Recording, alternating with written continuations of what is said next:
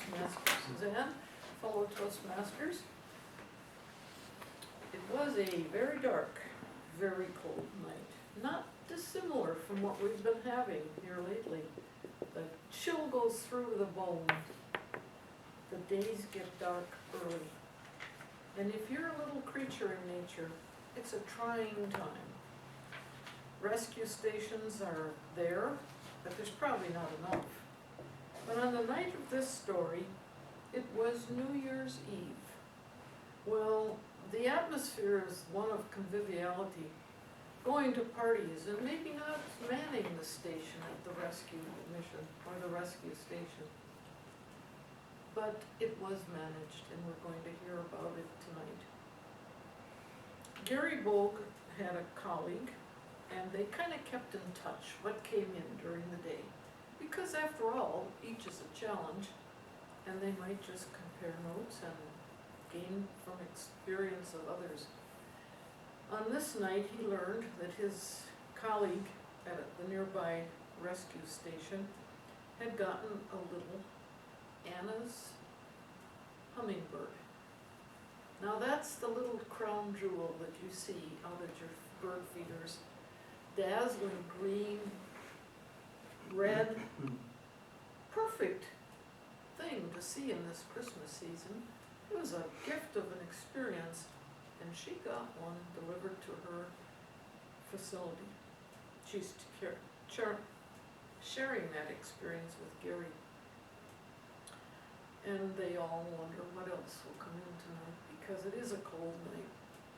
Well, what had happened to this little Anna's hummingbird was that the chill had gotten through to the bone.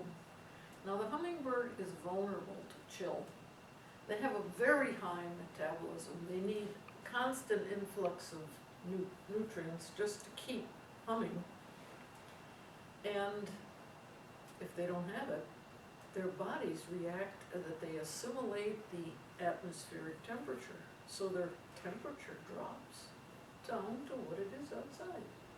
Well, if you've been listening to the news, you know that it can get down to freezing these nights.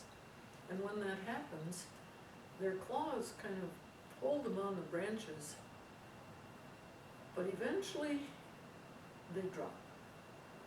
So they might be kept there by the design by the creator that these claws are going to hold even when they're not in good shape. And if they get a ray of sunlight to warm them, they'll survive. And they'll come back with gusto. But it does take warmth, and at pre-midnight on New Year's Eve, in this climate, there's not going to be a ray of sunlight. So the bird dropped. And what did it fall to? Well, first of all, impact, but sort of absorbent in the biomass that's down there all wet and soggy and cold. And so the bird was rescued by some observant person who picked up the phone and called the rescue at the museum. Got directed to this colleague of Gary's, and she received it. Now, Gary points out that we expect this kind of casualty. Hummingbirds are vulnerable.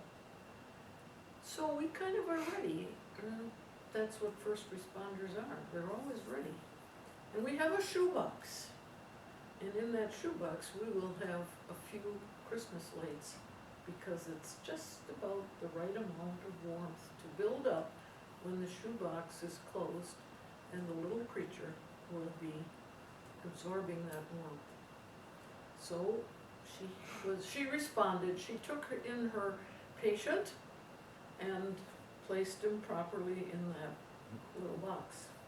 Took 2 sheets of Kleenex, layers, you know.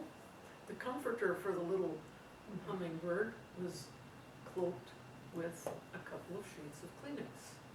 The lights were lit, the lid was closed, and she had taken in her first admission for the night. It didn't take too long before there was a second call.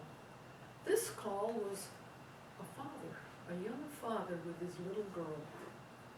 Little girls take fathers around their little finger, right, Bob? Yep. He was responding to her pain, and she had seen a baby mouse all but dead in the cold outdoors.